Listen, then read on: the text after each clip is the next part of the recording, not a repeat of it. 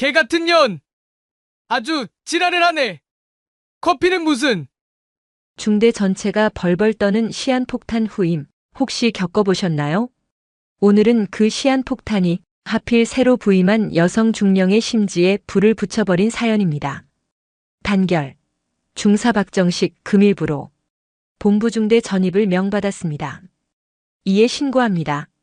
십수년을 군복 입고 구르며 잔뼈가 굵은 베테랑 박정식 중사에게도 그날의 전입 신고는 유독 살얼음판을 걷는 듯한 기억으로 남아있다.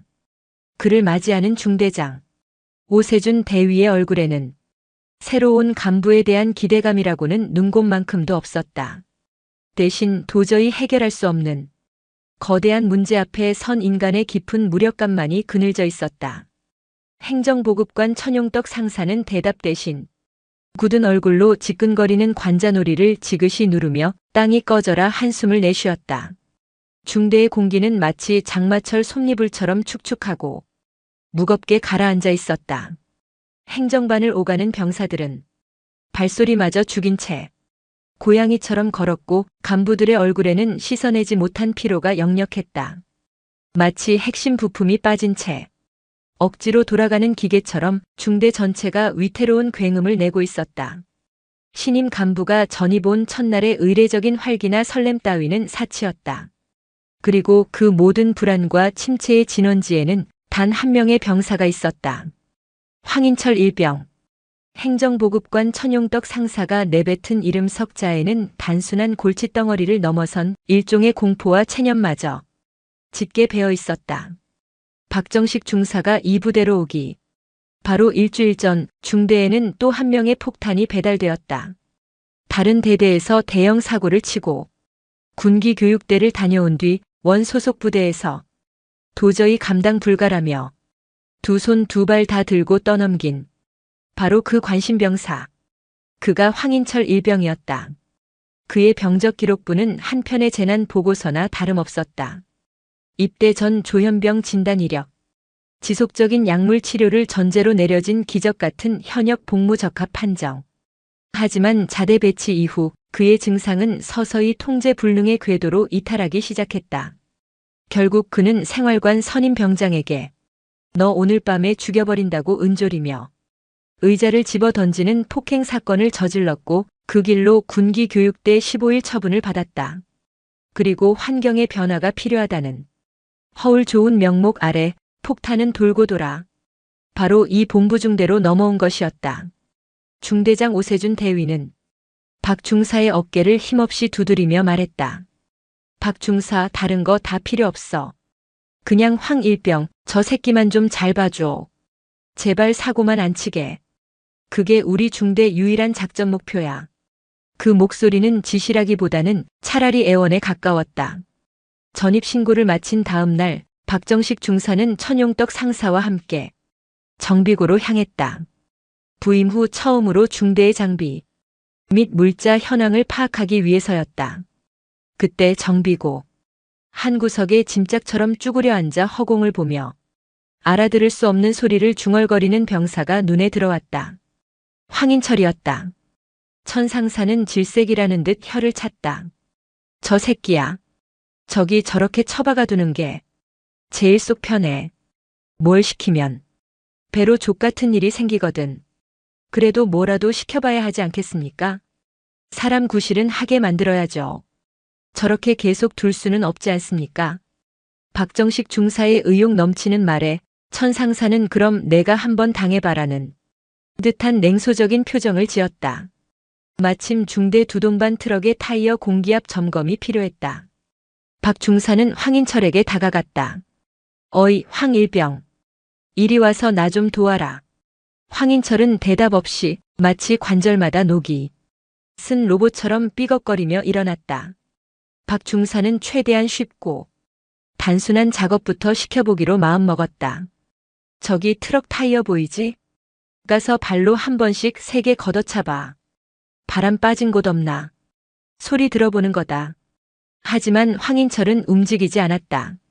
그의 텅 빈 시선은 타이어가 아닌 트럭 운전석 문짝에 달린 동그란 백미러에 고정되어 있었다. 황일병, 내 말 안 들리나? 바로 그때였다. 황인철이 혼잣말로 무언가를 중얼거리면서 옆에 놓인 쇠 파이프 쪽으로 걸어갔다. 뭐라는 거야, 이 새끼가?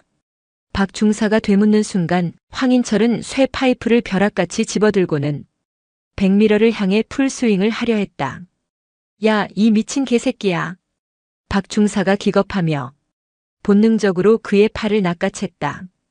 단 1초만 늦었어도 중대 자산이 눈앞에서 박살날 뻔한 아찔한 순간이었다. 황인철은 팔을 붙들린 채로도 깨버려야 해 라는 알아들을 수 없는 소리만 반복했고 그의 눈은 완전히 풀려 있었다. 박 중사는 등골을 타고 식은땀이 흐르는 것을 느꼈다. 이건 단순히 군 생활에 적응 못하는 고문관의 수준이 아니었다. 언제 터질지 모르는 안전핀 뽑힌 수류탄. 그 자체였다. 그는 천상사에게 다가가 단호하게 말했다. 행보관님, 안 되겠습니다. 저 병사는 정비고 출입을 금지시켜야 합니다. 저 자신도 제 신변의 안전을 보장 못하겠습니다. 천상사는 그럴 줄 알았다는 듯 씁쓸하게 고개를 끄덕였다. 그날 밤 부대 인근의 허름한 곱창집에서 오세준 대위와 천용떡 상사가 소주잔을 기울이고 있었다. 타다 남은 연탄재처럼 두 사람의 얼굴에는 깊은 피로와 무력감이 재처럼 내려앉아 있었다. 행보관님, 이제 어떡합니까? 진짜. 정비고도 안 돼, 행정반도 안 돼, 취사장 보냈더니 거기 칼이 있어서 안 된다고 난리치고 쟤는 대체 어디에 둬야 합니까? 오대위가 답답한 속을 토해냈다. 천상사는 말없이 소주를 목구멍으로 털어넘겼다. 방법이 있나? 의병 전역시키자고.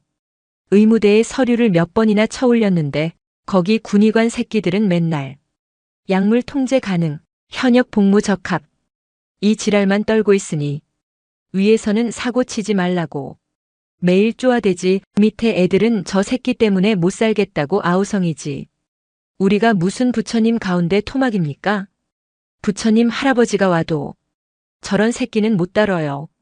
그래도 우리가 지휘관인데 책임을 져야죠. 책임? 중대장님, 저놈 하나 때문에 우리 중대 애들 전부 정신병 걸릴 판입니다. 어젯밤에는 불침번 서다가 갑자기 복도에서 소리를 꽥꽥 질러서 애들 다 깨우고 지랄 발광을 했습니다. 선임들은 걔 때문에 밤에 잠도 제대로 못 자고 후임들은 걔 눈치 보느라 하루 종일 얼어붙어 있고. 이게 정상적인 부대입니까? 천상사의 목소리가 높아졌다. 그의 말은 오 대위의 가슴을 후벼 팠다. 틀린 말이 하나도 없었다. 황인철 한 명 때문에 부대 전체의 사기와 기강이 뿌리부터 썩어 들어가고 있었다. 하지만 그렇다고 그를 내칠 수도 포기할 수도 없었다.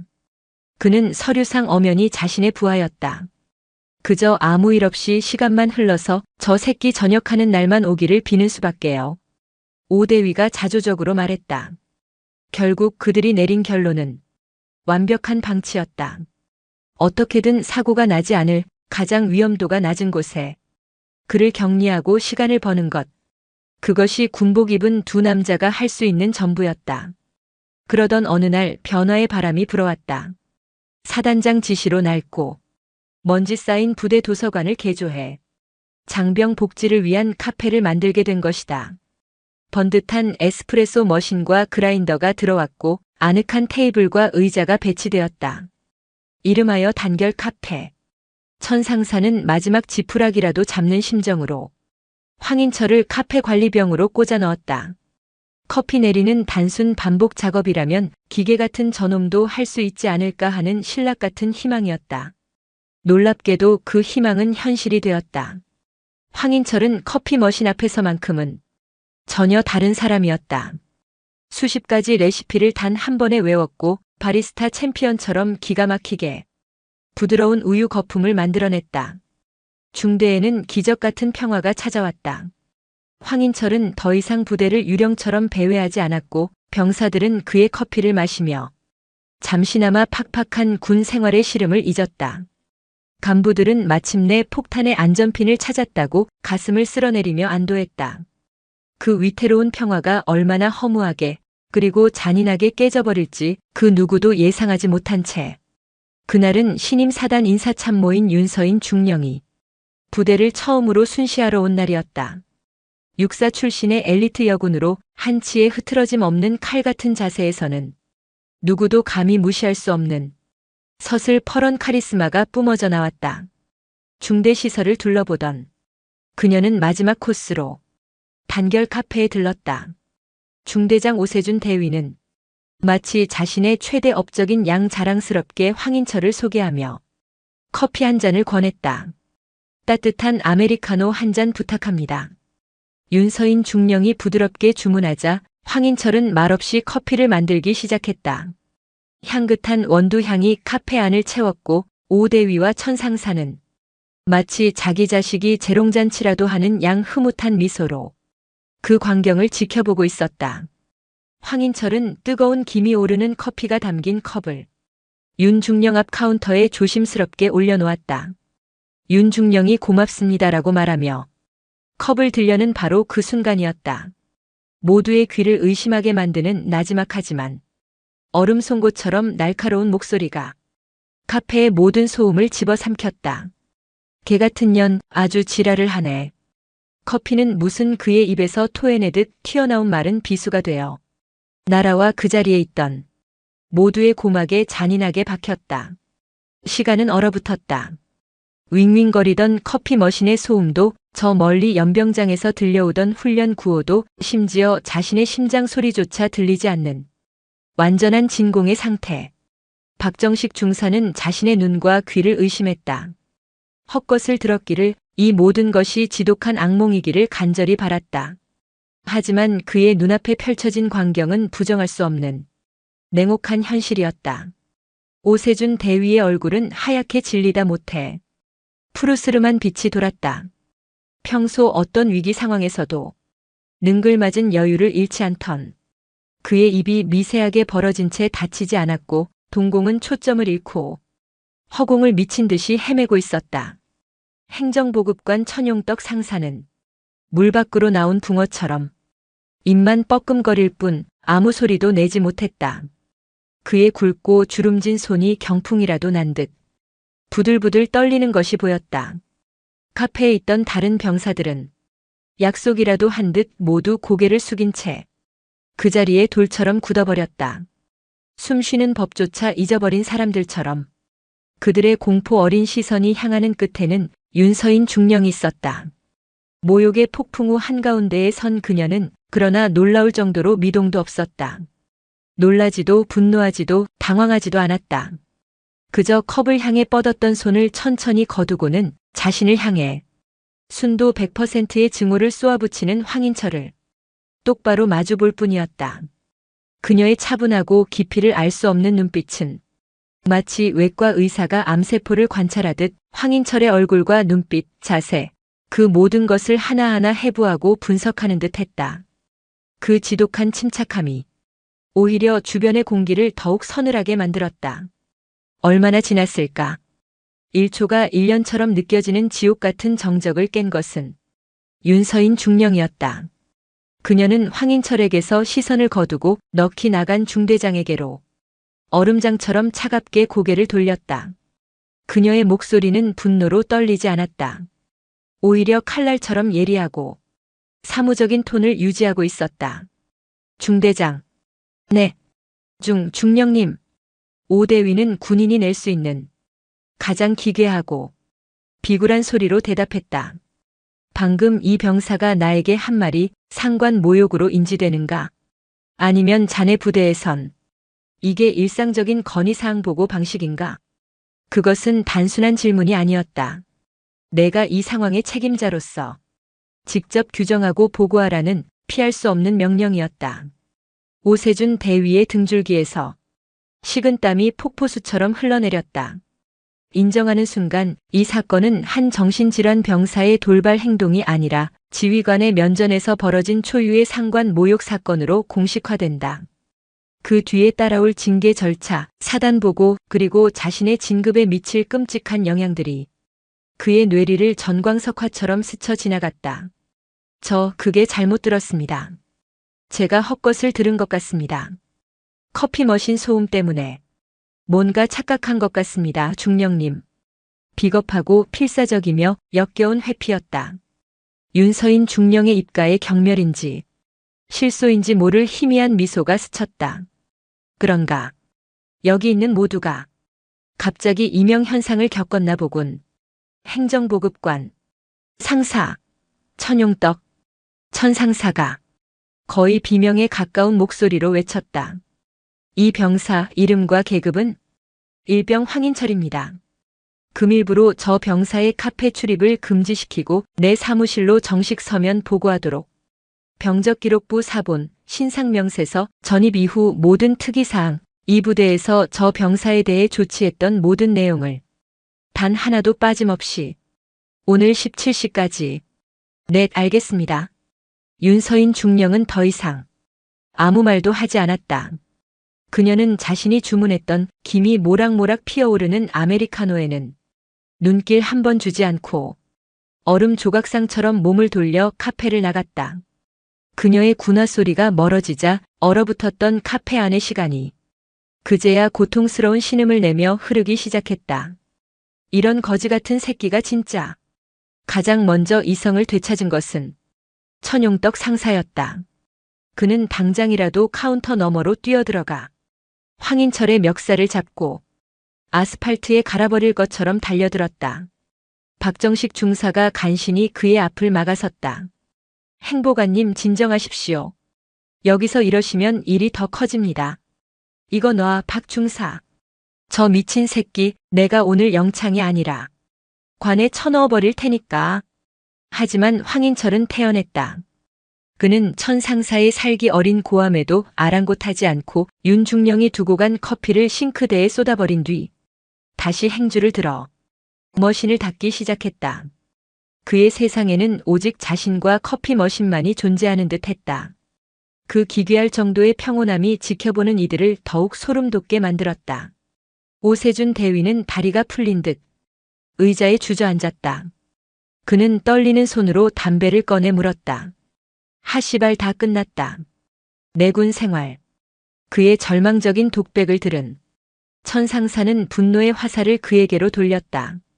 중대장님, 이제 속이 시원하십니까? 제가 저 새끼 저기 처박아 둘 때 뭐라고 했습니까? 언젠가 꼭 대형 사고 칠 거라고 했죠.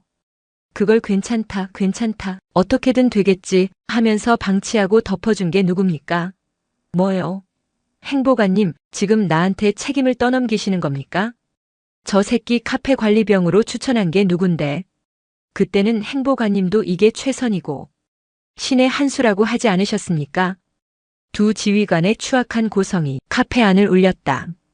서로에게 책임을 떠넘기며 자신들의 안위와 진급을 걱정할 뿐 사태의 본질을 해결하려는 의지는 누구에게도 보이지 않았다. 소식을 듣고 달려온 다른 간부들은 어쩔 줄 몰라 하며 두 사람의 눈치만 살폈다. 그날 오후 중대는 윤서인 중령이라는 보이지 않는 태풍의 눈 안으로 남김없이 빨려 들어갔다.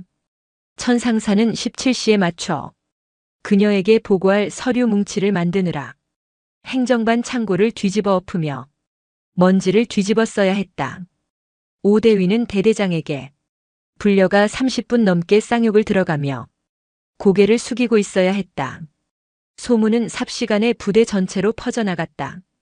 본부중대 미친놈이 신임 인사참모한테 면전에서 쌍욕을 박았다더라는 이야기는 온갖 살이부터 부대를 전염병처럼 떠돌았다.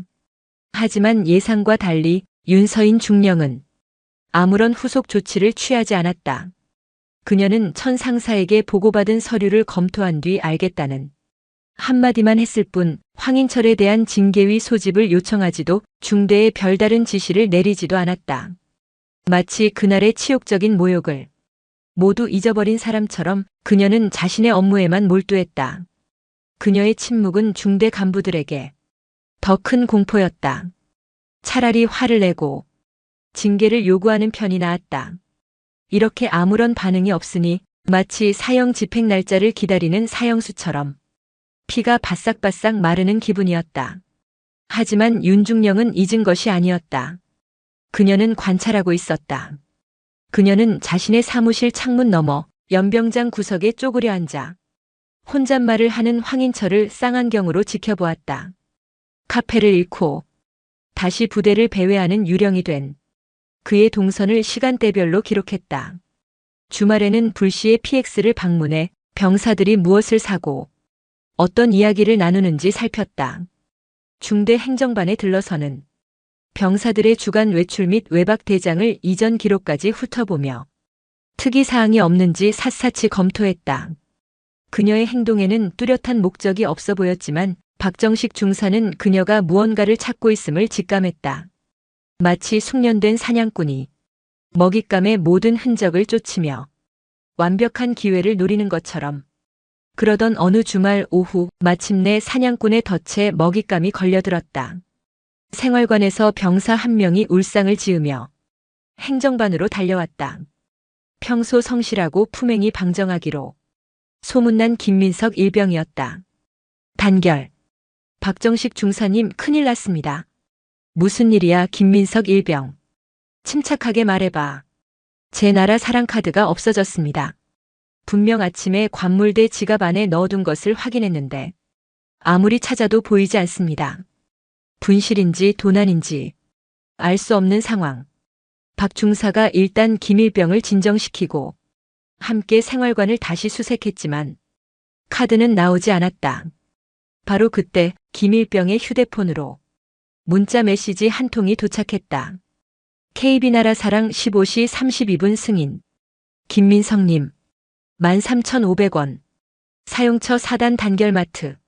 김민석 일병의 얼굴이 하얗게 질렸다. 중사님 저는 오늘 PX에 간 적이 없습니다. 계속 생활관에서 책 보고 있었습니다. 그 순간 박정식 중사의 뇌리에 한 사람의 얼굴이 섬광처럼 스쳐 지나갔다. 그리고 거의 동시에 행정반 문이 열리며 윤서인 중령이 들어섰다. 그녀는 방금 전에 소동을 다 들었다는 듯 차분한 목소리로 말했다. 박 중사, 방금 그 카드 결제 내역 나에게 보고하도록. 그리고 김민석 일병, 잠시 나 좀 보지. 윤서인 중령의 눈이 조용히 빛나고 있었다. 오랫동안 기다려온 반격의 실마리를 찾아낸 사냥꾼의 눈빛이었다. 윤서인 중령의 등장은 행정반의 혼란스러운 공기를 단숨에 장악했다. 그녀의 목소리는 낮고 차분했지만 그 안에 담긴 흔들림 없는 권위는 겁에 질린 김민석 일병과 당황한 박정식 중사를 동시에 집중시켰다. 김민석 일병. 이 일병. 김민석. 많이 놀랐을 텐데 걱정하지 마라. 윤중령은 김일병을 자신의 옆 의자에 앉혔다.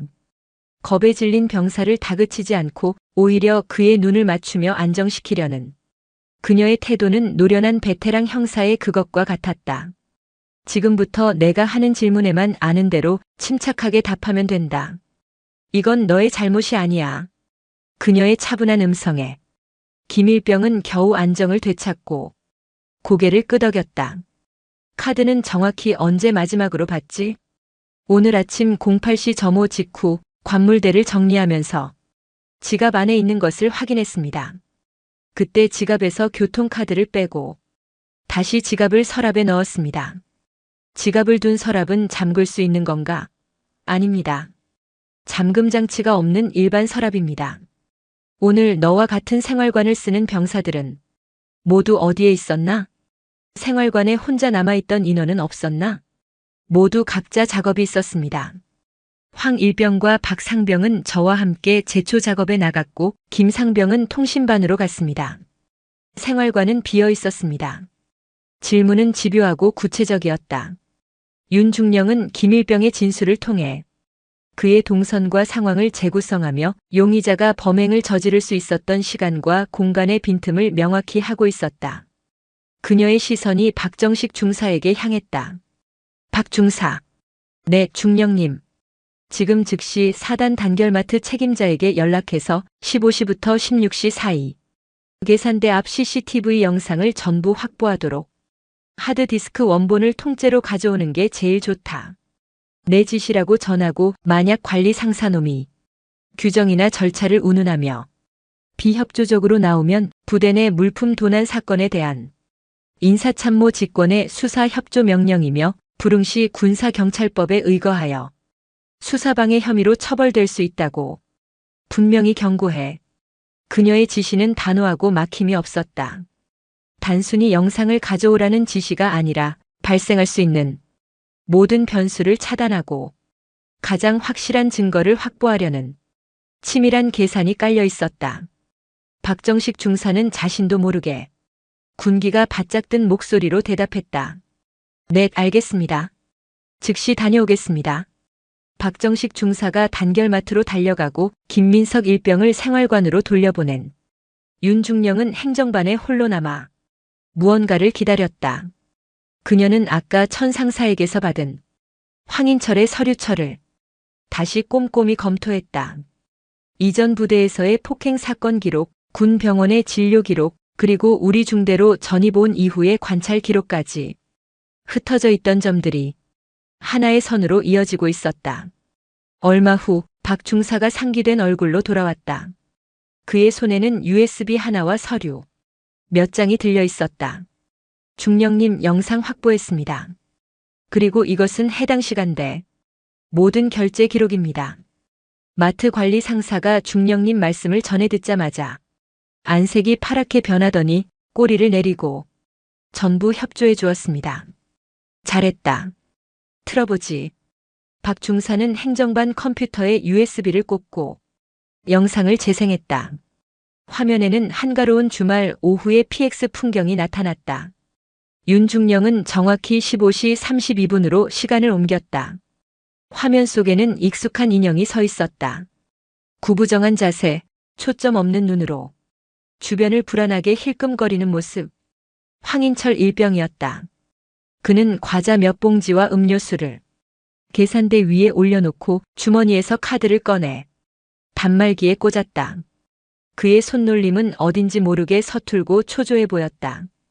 결제가 끝나자마자 그는 영수증도 챙기지 않고 물건을 비닐봉지에 대충 쑤셔넣고는 누군가에게 쫓기기라도 하는 듯 황급히 PX를 빠져나갔다. 윤중령은 영상을 여러 번 돌려보며 그의 행동 패턴 하나하나를 눈에 새겼다. 그의 불안한 시선, 서두르는 몸짓, 모든 것이 그의 유죄를 소리 없이 증언하고 있었다. 그녀는 박 중사에게 물었다. 이 시간 황인철 일병의 임무는 뭐였지? 확인해보니 카페 폐쇄 이후 별다른 보직이 없어 개인 정비 시간이었습니다. 생활관 대기였습니다. 김민석 일병의 생활관에 아무도 없던 시간과 정확히 겹칩니다. 기회, 수단, 그리고 영상 증거. 모든 것이 완벽했다. 퍼즐의 마지막 조각이 제자리를 찾았다.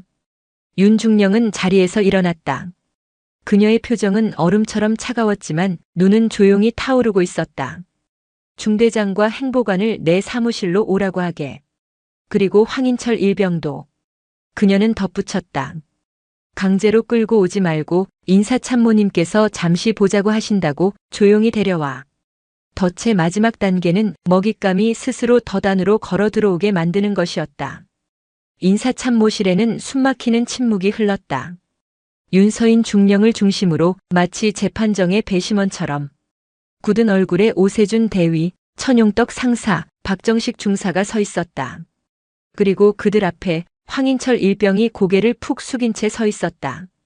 그는 자신이 왜 이곳에 불려왔는지 전혀 감을 잡지 못하는 듯 여전히 멍한 표정으로 바닥만 내려다보고 있었다. 윤중령이 고요를 깨고 입을 열었다. 황인철 일병. 일병 황인철.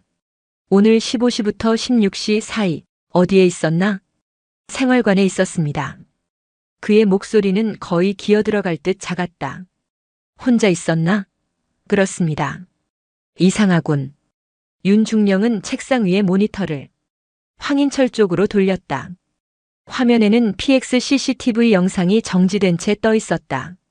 정확히 황인철이 김민석 일병의 카드로 결제하는 순간이었다. 이 영상에 찍힌 사람은 너와 아주 닮았는데 내가 생활관에 있었다면 이건 누구지? 내 쌍둥이 형제라도 군 복무를 같이 하고 있나? 모니터를 본 황인철의 동공이 지진이라도 난 듯 격렬하게 흔들렸다.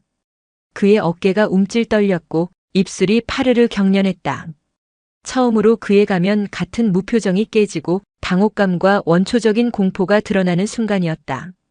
그는 필사적으로 고개를 저었다. 저 아닙니다. 제가 아닙니다.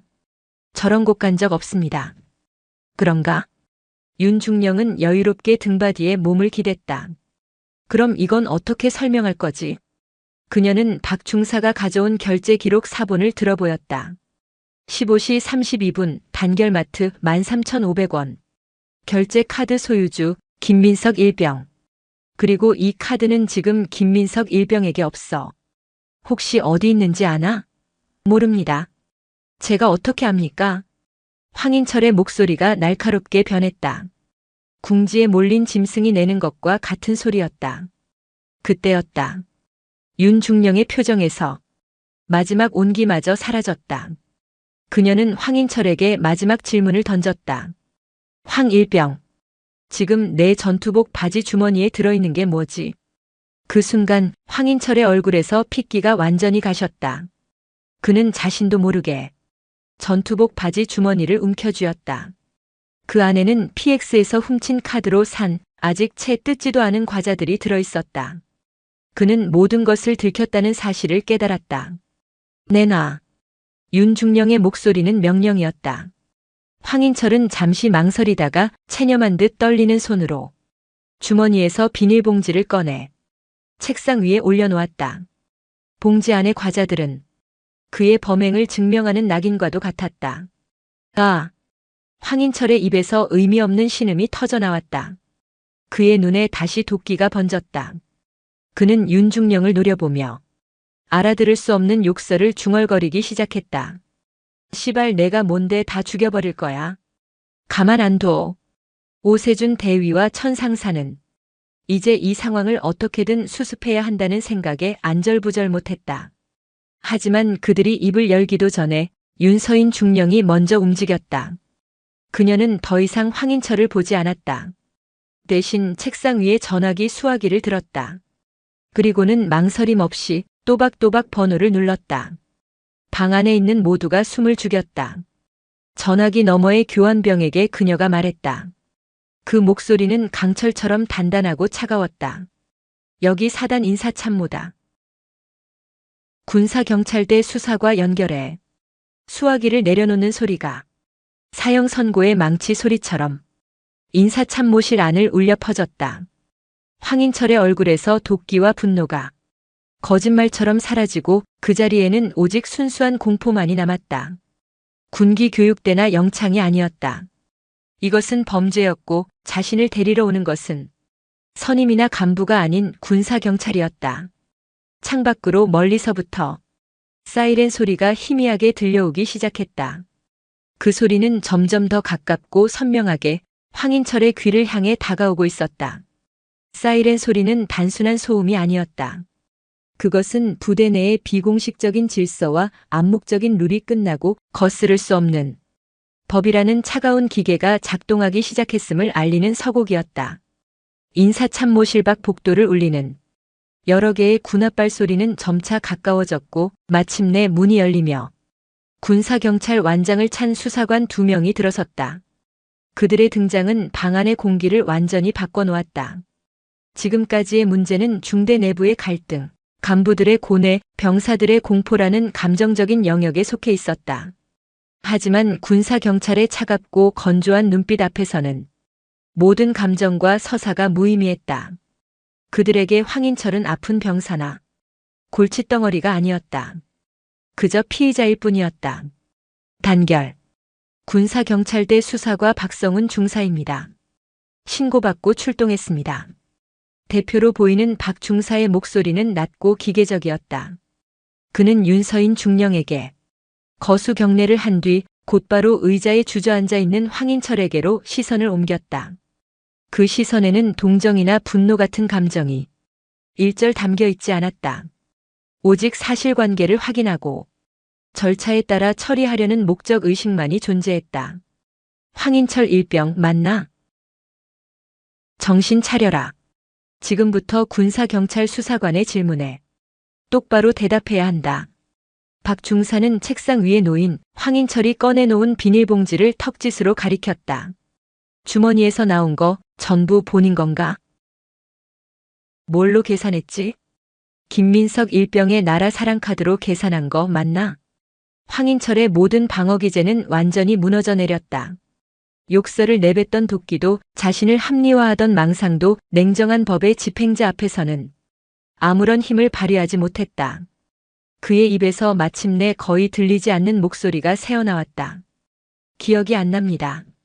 제가 한 게 아닙니다. 박성훈 중사는 비웃음조차 짓지 않았다. 그는 더 이상 황인철과 말을 섞는 것이 무의미하다고 판단했다. 그는 함께 온 하사 수사관에게 고갯짓했다. 피의자에게 미란다 원칙 고지하고 현시간부로 절도 혐의 현행범으로 체포한다. 즉시 신병 인계해서 군사경찰대로 연행해 추가 조사는 거기서 진행한다. 네, 알겠습니다. 하사 수사관이 황인철 앞으로 다가가 그의 양팔을 붙잡고 일으켜 세웠다. 그리고는 마치 교본을 읽듯 아무런 감정 없는 목소리로 그의 권리를 고지했다. 황인철 일병, 당신은 현재 절도 혐의로 체포됩니다. 당신은 변호인을 선임할 수 있으며 변명의 기회가 있고 불리한 진술을 거부할 권리가 있습니다. 황인철은 아무런 저항도 하지 못했다. 그는 끈 떨어진 인형처럼 수사관들의 손에 이끌려 인사참모실을 나섰다. 그의 축 처진 어깨는 한 군인의 군 생활이 가장 치욕적인 방식으로 끝나고 있음을 보여주고 있었다. 복도 창문 너머로 그가 군사경찰대 차량 뒷좌석에 구겨지듯 타는 모습이 보였다. 중대의 폭탄은 그렇게 너무나도 허무하게 제거되었다. 황인철이 사라진 인사참모실에는 무거운 침묵과 함께 희미한 소독약 냄새 같은 것이 남았다. 마치 오염된 무언가를 깨끗하게 치우고 난 뒤의 냄새 같았다.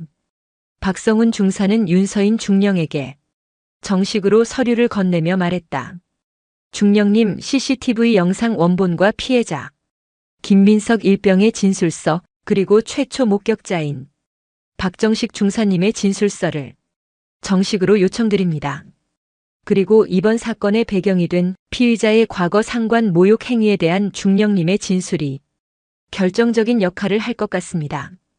윤서인 중령은 기다렸다는 듯이 완벽하게 준비된 서류철을 내밀었다. 여기 필요한 모든 자료가 있다. 참고하도록. 박성훈 중사는 서류를 훑어보더니 놀란 표정을 지었다. 단순한 진술서가 아니었다.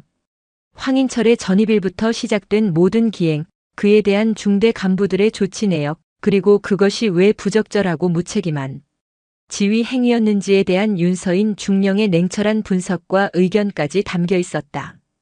이것은 단순한 증거 자료가 아니라 한 부대의 지휘 관리 시스템 전체의 실패를 고발하는 기소장에 가까웠다. 대단하십니다, 중령님.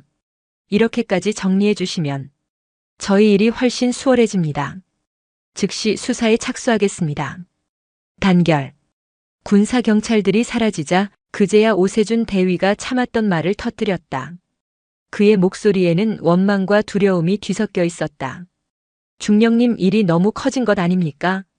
저 녀석 어차피 정신적으로 문제 있는 놈이고 곧 전역할 놈인데 그냥 영창 한 번 더 보내고 조용히 끝낼 수도 있었을 텐데 말입니다. 이제 이 일은 사단 전체에 보고될 거고 저와 행보관님은 그의 말은 징계를 면하고 싶다는 간절한 호소였다. 윤서인 중령은 그런 오대위를 한심하다는 듯 그러나 동시에 무지한 학생을 가르치려는 스승처럼 차갑게 바라보았다. 오대위. 자네는 아직도 문제의 본질을 전혀 파악하지 못하고 있군. 자네가 말하는 그 조용히 끝내는 방식이 바로 이 사태를 만든 진짜 원인이야. 그녀는 자리에서 일어나 창가로 걸어갔다. 창밖의 평화로운 부대 풍경과 인사참모실 안의 무거운 공기가 극명한 대조를 이루었다. 황인철 일병은 아픈 병사이기도 하지만 동시에 범죄를 저지른 군인이다. 그의 병이 모든 행동에 대한 면죄부가 될 수는 없어. 만약 우리가 이걸 또 좋은 게 좋은 거라며 덮었다면 다음번엔 무슨 일이 일어났을 것 같나? 김민석 일병의 카드가 아니라 부대 무기고 열쇠를 훔쳤다면 어쩔 뻔했지?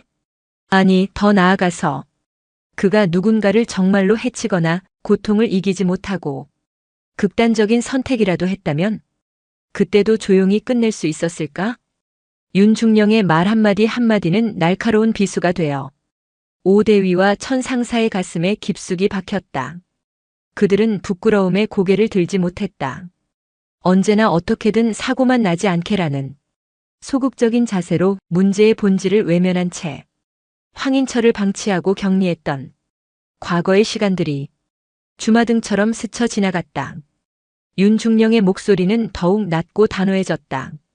지휘관의 책임은 문제 병사 하나를 감싸주고 덮어주는 것에서 끝나는 게 아니야. 오히려 그 반대다. 부대 전체의 안전과 기강을 유지하고 이름도 없이 묵묵히 자신의 임무를 다하는 선량한 다수의 병사들을 소수의 위험으로부터 완벽하게 보호하는 것이 훨씬 더 크고 본질적인 책임이다. 그걸 망각하는 순간 자네들은 그 어깨에 달린 계급장을 뗄 자격이 없는 거야. 그녀는 다시 자리로 돌아와 두 사람을 똑바로 응시했다. 이번 일에 대한 징계 두려운가? 두려워해야 마땅하지. 하지만 그 징계는 사건을 키운 것에 대한 벌이 아니야. 책임을 회피하고 문제를 방치하며 스스로의 의무를 저버린 것에 대한 당연한 대가다. 오늘 일을 계기로 그걸 뼈저리게 깨닫지 못한다면 자네들은 앞으로도 똑같은 실수를 반복하며 군복을 더럽히게 될 거다. 군사경찰대에서 조사를 받은 황인철은 모든 범행을 자백했다. CCTV라는 명백한 증거와 윤서인, 중령이 제출한 완벽한 자료 앞에서 더 이상 버틸 수 없었던 것이다. 그는 군사법원의 재판에 넘겨졌고 절도 혐의에 더해 과거의 폭행 및 상관 모욕 혐의까지 병합되어 실형을 선고받았다. 남은 복무 기간을 채우는 대신 그는 국군 교도소에서 형기를 마친 뒤 사회로 돌아가는 불명예 전역 처리될 운명에 처했다. 중대에는 짧고 강렬했던 폭풍이 지나갔다. 하지만 윤서인 중령은 여기서 멈추지 않았다. 그녀는 대대장을 넘어 사단장에게 이번 사건의 전말과 함께 전 부대 관심병사 관리 체계 전면 혁신안을 정식으로 보고했다. 그것은 단순한 건의가 아니었다. 부대의 썩은 환부를 뿌리까지 도려내겠다는 한 엘리트 장교의 조용한 선전포고였다. 그녀의 진짜 전쟁은 이제부터 시작이었다. 황인철이 국군교도소로 이송되고 일주일 뒤 사단전 간부를 대상으로 한 관심장병 관리체계 개선 회의가 소집되었다. 사단장 주관이었지만 이 회의를 소집하고 판을 짠 실질적인 주체가 윤서인 중령이라는 것을 모르는 사람은 없었다. 회의실에 모인 각 부대 지휘관들의 얼굴에는 노골적인 귀찮음과 약간의 반감이 서려 있었다. 이미 문제는 해결되었는데 왜 긁어 부스럼을 만드냐는 무언의 항의였다. 회의가 시작되자 윤중령은 단상에 올라 준비한 프레젠테이션을 띄웠다. 첫 장에는 큼지막한 글씨로 폭탄 돌리기, 이제는 끝내야 한다라고 적혀 있었다. 여기 계신 지휘관들께 묻겠습니다. 여러분은 황인철 일병 사건이 단지 한 명의 정신질환 병사가 저지른 개인의 일탈이라고 생각하십니까? 그녀의 목소리는 조용했지만 회의실 전체를 압도했다. 그녀는 황인철의 입대부터 범죄에 이르기까지의 모든 과정을 날짜별로 정리한 자료를 화면에 띄웠다. 최초 부대의 소극적인 대응, 군 병원의 형식적인 진단, 그리고 폭탄을 떠넘겨받은 본부 중대의 안일한 방치까지. 그것은 한 개인의 문제가 아니라 시스템의 모든 단계에서 실패가 누적된 필연적인 결과임을 명백히 보여주고 있었다. 윤중령이 제안한 선제적 식별, 관리와 처벌의 분리, 과정 책임 강화라는 새로운 시스템의 골자가 설명되자 마침내 침묵을 깨고 한 사람이 손을 들었다. 포병대대의 정진욱 대위였다. 그는 평소 FM을 강조하면서도 실상은 병사관리보다 훈련 성과에만 집착하는 것으로 유명한 인물이었다. 중령님, 말씀하신 방향에는 공감합니다만 솔직히 너무 이상적입니다. 정대위는 자리에서 일어나 다른 간부들을 둘러보며 말했다. 저희는 사회복지사가 아닙니다. 군인입니다. 저희 본연의 임무는 전투준비 태세 유지입니다. 지금도 각종 훈련과 평가, 행정 업무만으로도 인력이 부족한데 어느 세월에 전 병사를 상대로 심층 상담을 하고 보고서를 씁니까?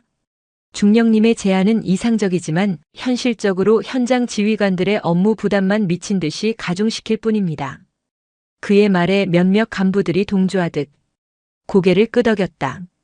현실의 어려움을 방패 삼아 변화를 거부하려는 가장 전형적이고 고질적인 저항이었다. 모두의 시선이 윤서인 중령에게로 향했다. 그녀가 과연 이 현실적인 반박에 어떻게 대응할 것인가? 그녀는 정대위를 차갑게 응시하며 입을 열었다. 그녀의 목소리에는 감정이 아닌 데이터에 기반한 냉철한 논리가 담겨 있었다. 정대위, 질문 하나 하지. 업무 부담이라고 했나? 그렇습니다. 현실적으로 불가능한 수준의 업무 부담입니다. 좋다. 그럼 묻지. 매주 병사 한 명당 10분씩 투자해서 상담 보고서 한 장을 쓰는 것과 황인철 일병 같은 사고가 터졌을 때 수십 장짜리 사건 경위서를 쓰고 군사경찰대 조사를 받고 사단 감찰부의 감사를 받으며 몇 주간 부대 전체가 마비되는 것 중에 어느 쪽의 업무 부담이 더 크다고 생각하나? 정대위의 얼굴이 굳었다. 윤중령은 말을 이었다. 자네는 우리가 사회복지사가 아니라고 했지. 맞다. 우리는 군인이다. 그래서 더더욱 부대의 위험 요소를 사전에 식별하고 제거해야 할 책임이 있다. 인적 리스크 관리야말로 현대 지휘관의 가장 중요한 전투 준비다. 그걸 업무 부담으로 치부하는 것은 자신의 임무를 방기하겠다는 말과 같다. 그녀는 프레젠테이션을 다음 장으로 넘겼다. 화면에는 다른 사단의 데이터가 그래프로 표시되어 있었다. 이건 작년에 선제적으로 상담 시스템을 도입한 타 사단 예하 대대의 데이터다. 시스템 도입 후 6개월간 부대 내 폭행 및 가혹 행위는 70%, 기물 파손 및 안전사고는 50% 감소했다. 반면 전투력 측정과 훈련 평가 점수는 오히려 15% 상승했다. 병사들의 심리적 안정이 부대 전체의 전투력과 직결된다는 가장 명백한 증거다. 정대위, 이게 아직도 이상으로만 보이나? 윤중령은 마지막으로 회의실에 모인 모두를 둘러보며 말했다. 지휘관의 책임은 병사를 감싸주는 것에서 끝나는 게 아니다. 부대 전체의 안전과 기강을 유지하고 묵묵히 자신의 임무를 다하는 선량한 다수의 병사들을 소수의 위험으로부터 보호하는 것이 더 큰 책임이다. 그걸 망각하는 순간 우리는 군복 입을 자격이 없는 거다. 오늘 나의 제안은 여러분에게 선택지를 주는 것이 아니다. 우리가 마땅히 해야 할 의무를 상기시키는 것뿐이다. 회의실에는 완전한 침묵이 흘렀다. 정진욱 대위는 아무 말도 하지 못하고 자리에 앉았다. 그의 얼굴은 붉게 상기되어 있었다. 윤서인 중령은 계급으로 누르거나 감정에 호소하지 않았다. 오직 냉철한 논리와 데이터 그리고 지휘관의 본질적인 책임을 근거로 모든 반론을 완벽하게 제압했다. 그것이야말로 진정한 의미의 참교육이었다. 그날 이후 부대는 천천히 하지만 분명하게 변하기 시작했다. 윤서인 중령이 제안한 새로운 관리 시스템은 사단장 직권으로 즉시 시행되었다. 처음에는 투덜거리던 간부들도 시스템이 정착되면서 오히려 이전보다 병사 관리가 수월해지고 예측 불가능한 사고의 위험이 줄어들었음을 실감하게 되었다. 몇 달 뒤 새로 전입 온 신병 중 한 명이 정기 심층 상담 과정에서 심각한 우울증과 가정불화를 겪고 있다는 사실이 조기에 발견되었다. 과거 같았으면 성격 이상한 놈으로 치부되어 방치되거나 괴롭힘의 대상이 되었을지 모를 일이었다. 하지만 소대장은 새로운 관리 지침에 따라 즉시 그를 전문 상담관에게 연결했고 부대는 그의 부모님과 소통하며 적극적인 외부 병원 진료를 지원했다. 그는 점차 안정을 되찾았고 누구보다 밝은 모습으로 군 생활에 완벽하게 적응했다. 어느 맑은 가을날 오후 윤서인 중령은 인사참모실 창문 너머로 재개장한 단결 카페를 바라보고 있었다. 이제 그곳은 어두운 과거의 상징이 아니었다. 모범 병사로 선발된 새로운 바리스타가 동료들에게 커피를 내려주고 카페 안은 병사들의 편안한 웃음소리와 향긋한 커피 향으로 가득 차 있었다. 그것은 건강하게 회복된 공동체의 모습이었다. 그 풍경을 바라보는 윤서인 중령의 입가에 비로소 옅은 미소가 떠올랐다. 그것은 한 명의 문제아를 쫓아낸 승리자의 미소가 아니었다.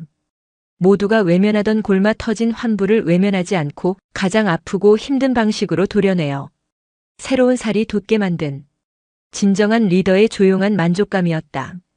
부대에는 새로운 새벽이 오고 있었다. 오늘 사연 모음집의 이야기 어떠셨나요? 구독과 좋아요, 그리고 당신은 어디서 보고 계신지 댓글로 남겨주세요. 여러분의 응원이 사연 모음집에는 큰 힘이 됩니다. 감사합니다. 아, 됐고. 저거 안 보여. 사내 자식이 끙끙대는데 여군이라면 센스 있게 좀 거들어야지. 이 오만한 한마디가 그동안 쌓아 올린 자신의 철옹성을 무너뜨리는 말이 될 줄은 꿈에도 몰랐을 겁니다. 오늘의 이야기는 한순간의 실수가 불러온 가장 처절한 대가에 대한 기록입니다. 2024년 11월 대한민국 경상북도 포항시 동해의 거친 파도가 군화 발자국 가득한 백사장을 끊임없이 때리는 곳. 국가전략기동부대의 심장 해병대 제1사단 해룡의 위용은 오늘도 푸른 하늘 아래 굳건했다. 그 중에서도 가장 강하고 거친 훈련으로 이름난 제3해병여단 불사조 소속 73대대 경멸은 대대장 황철규 해병 중령의 철권 통치 아래 한치의 흐트러짐도 없는 군기를 자랑하고 있었다. 황 중령의 집무실은 그의 성격을 그대로 비추는 거울이었다. 먼지 한 톨 없이 정돈된 책상, 칼같이 각 잡힌 서류철, 그리고 이리소탕이라 쓰인 액자. 그의 세계는 명확한 원칙과 절대적인 위계 질서로 이루어져 있었다. 창밖으로 보이는 연병장에서는 젊은 해병들의 붉은 명찰이 태양 아래 번뜩였다. 그에게 해병대는 그의 인생이자 그가 쌓아 올린 완벽한 성이었다. 똑똑. 들어와. 황 중령의 낮고 단단한 목소리에 문이 열리고 작전과장 김진우 소령이 하얗게 질린 얼굴로 들어섰다. 그의 손에는 방금 사령부로부터 수신된 긴급 전문이 들려 있었다. 필승. 대대장님, 작전과장 해병 소령 김진우입니다. 해병 대사령부로부터 하달된 전문입니다. 황 중령은 미동도 없이 서류를 받아들었다. 그의 날카로운 눈이 빠르게 전문을 훑었다. 내용은 지극히 간결했으나 그 안에 담긴 단어 하나하나가 칼날처럼 날카로웠다. 수신 해병대 제1사단장, 참조 제3해병여단장, 제73대 대장, 발신 해병대사령부 감찰실, 제목 감찰실장 주관 부대 정밀진단 실시 예고, 금주 목요일 10시부로 해병대사령부 감찰실장 서지수 대령 주관 하, 귀 부대에 대한 정밀진단을 실시할 예정임. 관련 인원 및 부대는 진단에 만전을 기할 것. 예상. 서지수 대령. 황 중령의 미간에 깊은 주름이 새겨졌다. 해병대 내에서 그 이름을 모르는 지휘관은 없었다. 해사 수석 졸업, 최연소 대령 진급 기록, 그리고 현재는 군의 모든 비리를 색출하는 사령부의 칼날 감찰실장. 감정을 드러내지 않는 무표정과 한치의 오차도 용납하지 않는 일처리 방식으로 얼음 여왕, 혹은 그 냉혹함에 빗대어 메스라 불리는 여자였다. 하필이면 서지수라니. 황 중령은 자신도 모르게 중얼거렸다. 차라리 장군이 오는 편이 나았다. 장군들은 의전과 격식을 차리지만 서지수는 그런 것에 관심이 없는 인간이었다. 그녀는 오직 서류와 팩트 그리고 규정의 칼날로 모든 것을 해부하고 도려낼 뿐이었다. 작전과장. 예, 대대장님. 이 시간부로 대대 전체의 비상을 건다. 전 부대원은 개인 정비 시간을 포함 모든 시간을 진단 준비에 투입한다. 총기, 탄약, 장비, 보급품, 서류철 하나까지 샅샅이 확인해. 글자 하나 틀린 것까지 다 잡아내. 서지수 그 여자 앞에서 약점 잡히는 건 이 부대의 수치이자 내 수치다. 알겠나? 필승. 김소령이 다급히 경례를 붙이고 집무실을 나섰다. 황중령은 창가에 서서 주먹을 꽉 쥐었다. 감찰은 언제나 있는 일이다. 자신 있다. 내 성은 완벽하다. 그는 스스로를 다독였지만 마음 한구석의 불안감은 쉬이 가시지 않았다. 그리고 운명의 목요일 아침. 73대대는 마치 태풍 전야처럼 고요한 긴장감에 휩싸여 있었다. 위병소 초병의 눈빛마저 평소와 달랐다. 10시 정각이 가까워오자 황철규 중령은 본청 현관에 서서 초조하게 진입로를 응시했다. 그때 저 멀리서 검은색 제네시스 세단 한 대가 서서히 다가왔다. 군용 성판이 없는 민간 차량이었다. 뭐지, 저 차는? 차가 본청 앞에 멈춰 서고 운전석에서 내린 중사가 뒷문을 열자 단정한 비즈니스 정장 차림의 여성이 내렸다. 화장기 없는 얼굴에 질끈 묶은 머리, 장식 하나 없는 단조로운 옷차림. 황중령은 그녀를 사령부에서 파견된 군무원이거나 새로 계약한 법무법인의 변호사쯤으로 지레짐작했다. 감찰실 소속 민간 전문위원인가? 별게 다 오는군. 그는 속으로 혀를 차며 여성에게 다가갔다.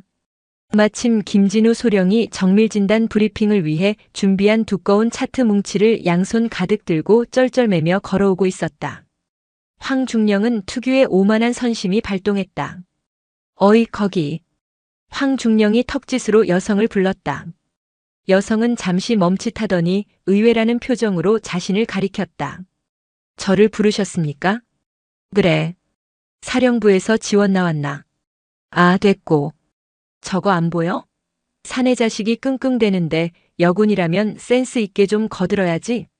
황중령의 말투는 명령조였지만 그 안에는 이 정도는 당연히 해야 할 배려라는 식의 독선이 담겨 있었다.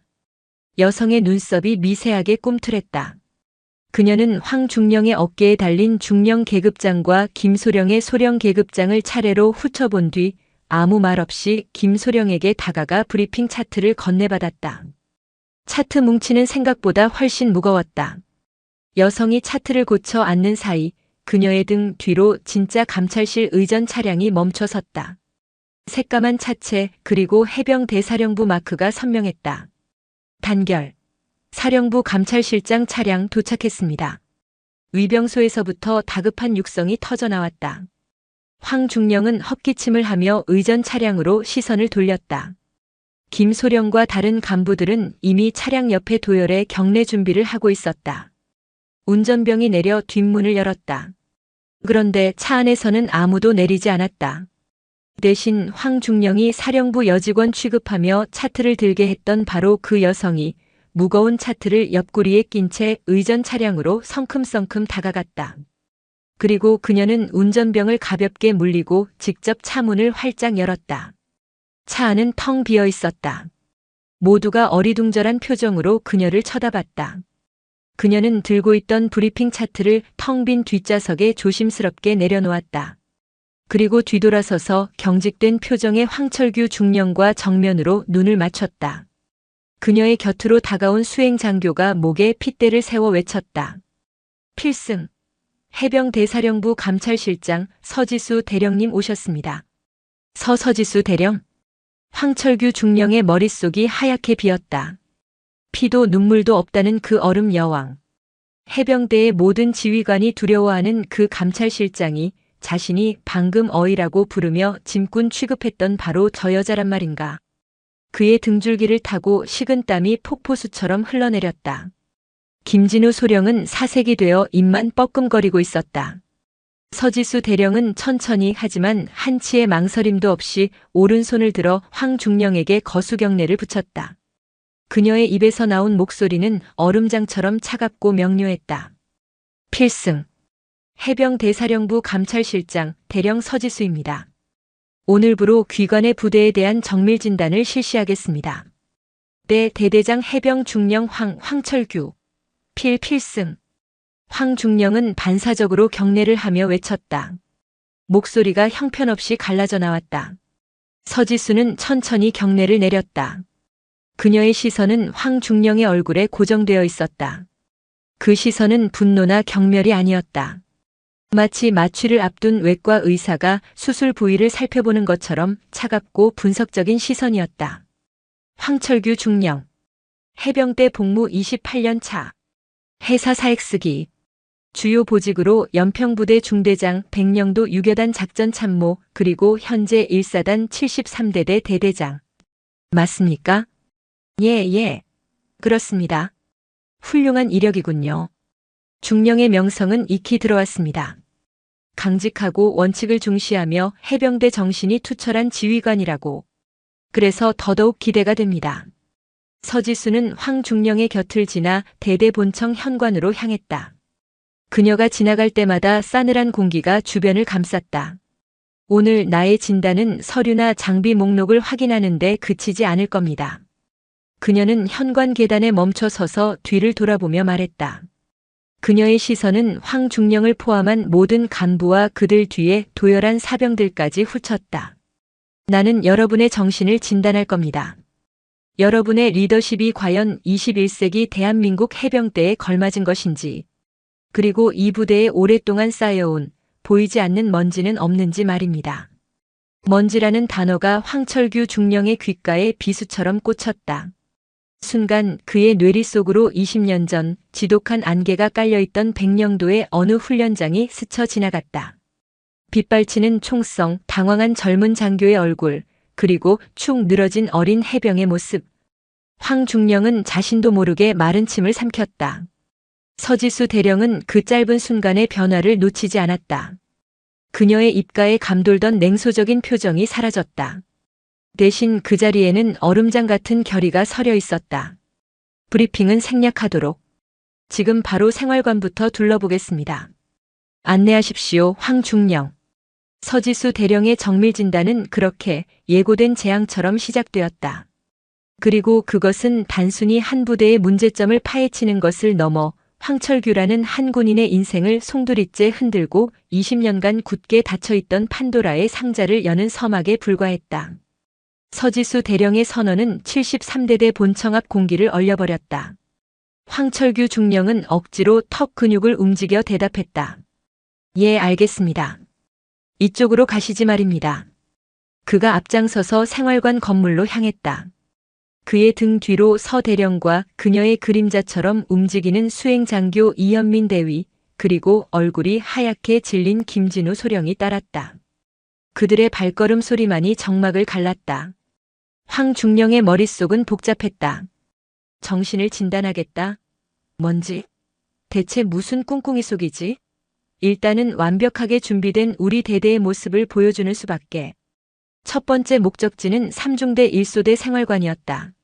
문이 열리는 순간 먼지 한 톨 없는 복도와 칼같이 각 잡힌 관물대, 군더더기 없이 정돈된 침상이 한눈에 들어왔다. 소독약 냄새와 섬유유연제 냄새가 섞여 묘한 청결감을 자아냈다. 생활관에 도열해 있던 병사들은 서대령이 들어서자 필승, 을 외치며 부동자세로 섰다. 황중령의 입가에 자신감 어린 미소가 잠시 스쳤다. 이 완벽함, 이 군기. 이것이 바로 그가 30년간 지켜온 해병대의 모습이었다. 그 어떤 감찰관이 와도 흠잡을 데 없을 터였다. 하지만 서지수 대령은 예상과 전혀 다른 곳에 시선을 두었다. 그녀는 줄지어 선 병사들 앞으로 천천히 걸어갔다. 그러다 가장 끝에 서 있던 앳된 얼굴의 해병 이병 앞에서 멈춰섰다. 붉은 명찰에는 강민준이라는 이름이 적혀 있었다. 강민준 이병. 해병. 이병. 강. 민. 준. 강 이병은 온몸의 근육이 터져라 외쳤다. 긴장으로 목소리 끝이 살짝 떨렸다. 서 대령은 그를 잠시 응시하다가 소대장에게 고개를 돌렸다. 소대장. 소대 내 마음의 편지함은 어떻게 운용되고 있지? 예. 매주 금요일 주임원사님 입회하에 직접 개봉하여 병사들의 고충을 확인하고 있습니다. 소대장이 우렁차게 대답했다. 서 대령은 고개를 끄덕였다. 좋아. 그럼 마지막으로 개봉했던 지난 금요일의 마음의 편지함 개봉 결과 기록부를 지금 바로 가져와 보게. 예? 기록부 말입니까? 소대장의 얼굴이 순간 당황으로 물들었다. 그런 것을 따로 꼼꼼하게 기록해 둘 리가 없었다. 늘 형식적으로 열어보고 고충사항 없음으로 처리하는 게 관행이었기 때문이다. 왜 그러나?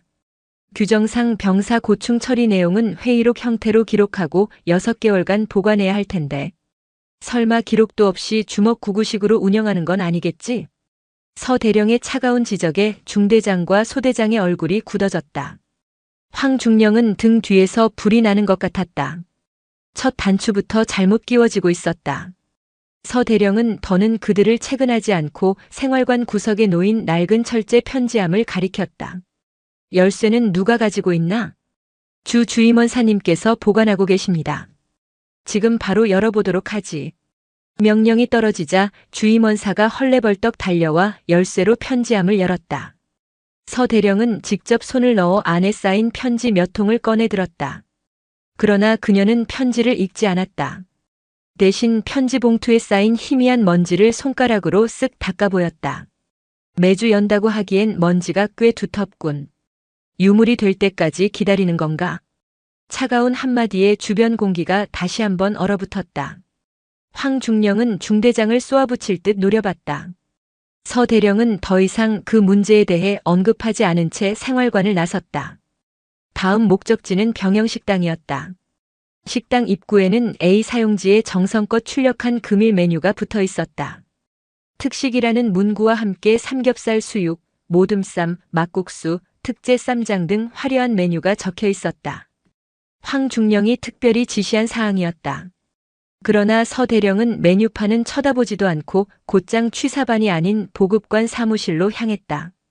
보급관. 이번 달 육류 불출 대장과 현재 식자재 재고 현황표를 대조해 보도록 하지. 이 대위, 자네가 확인하게. 함께 온 이현민 대위가 능숙하게 서류를 받아들고 실제 재고가 있는 냉동 창고로 향했다. 잠시 후 이 대위가 돌아와 서 대령에게 보고했다. 실장님 보고드립니다. 서류상으로는 금일 특식을 위해 1인당 200g의 국내산 냉장 삼겹살이 불출된 것으로 되어 있으나 실제 창고에 남아있는 재고와 어제까지의 불출량을 역산해보면 병사들에게는 실제 단가가 훨씬 저렴한 수입산 냉동 삼겹살이 지급된 것으로 추정됩니다. 약 30%의 차액이 발생합니다. 완벽한 증거였다. 장부 조작을 통한 차액 횡령. 해병대의 오랜 관행이자 반드시 뿌리 뽑아야 할 악습 중 하나였다. 황철규 중령의 얼굴이 분노로 시뻘게 달아올랐다. 그는 당장이라도 보급관의 멱살을 잡을 기세였다. 하지만 서지수 대령 앞에서 그는 그저 주먹을 부들부들 떨 뿐이었다. 서 대령은 보급관이나 취사반장을 보지 않았다. 그녀는 오직 황중령만을 응시하며 조용히 물었다. 황중령. 지휘관의 부대 운영비 부족이 병사들의 식사질 저하로 이어지는 관행에 대해 어떻게 생각하나? 나는 이것이 단순한 횡령이 아니라 전투력 저하를 야기하는 심각한 이적 행위라고 보는데. 중령의 의견은 어떤가? 이적 행위라는 단어에 황중령은 심장이 덜컥 내려앉았다. 서지수는 단순한 비리를 지적하는 것이 아니었다. 그의 리더십과 지휘 철학 자체를 송두리째 부정하고 있었다. 시정하겠습니다. 황중령이 간신히 쥐어짜낸 대답이었다. 다음은 무기고와 수송부다. 계속 안내하지 황중령.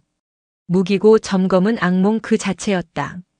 서 대령은 K2 소총 10정을 무작위로 지정해 분해 및 검사를 지시했다.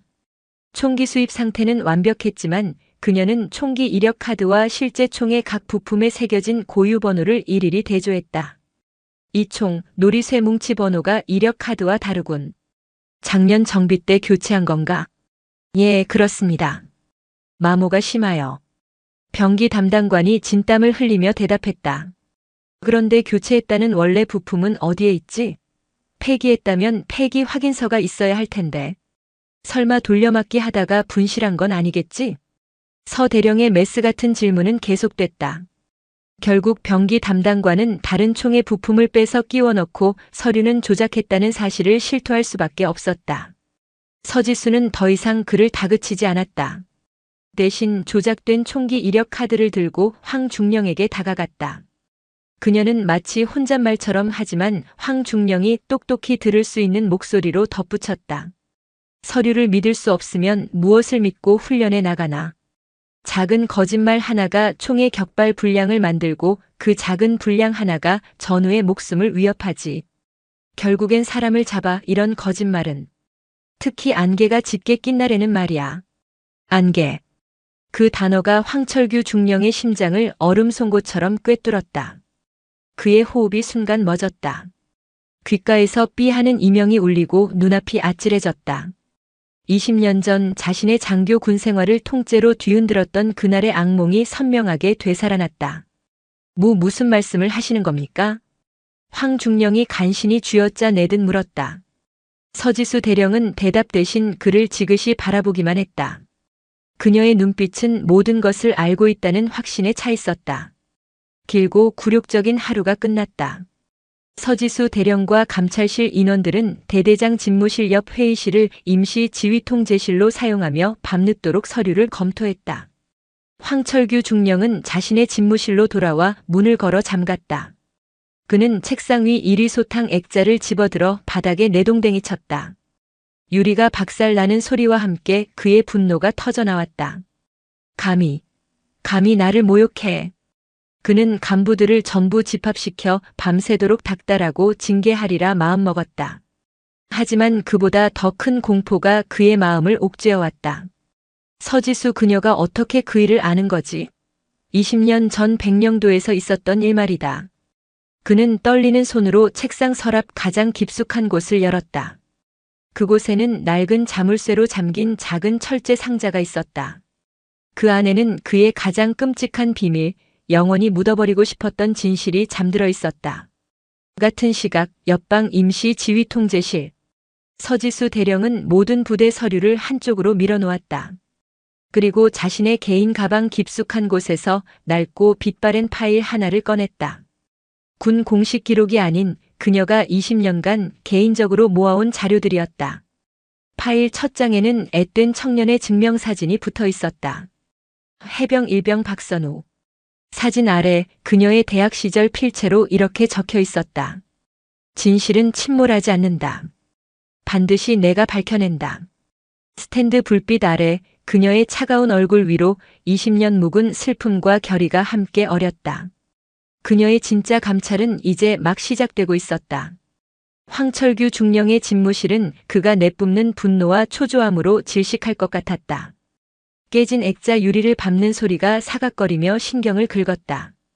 그는 잠시 거친 숨을 몰아쉬다 이내 짐승처럼 번뜩이는 눈으로 서랍 속 철제 상자를 노려보았다. 서지수 내년이 원하는 게 그거냐? 20년 전 그 시체에 붙어 훈장이라도 달고 싶은 게냐? 그는 입술을 깨물었다. 분노가 치밀었지만 그보다 더 큰 것은 정체를 알 수 없는 공포였다.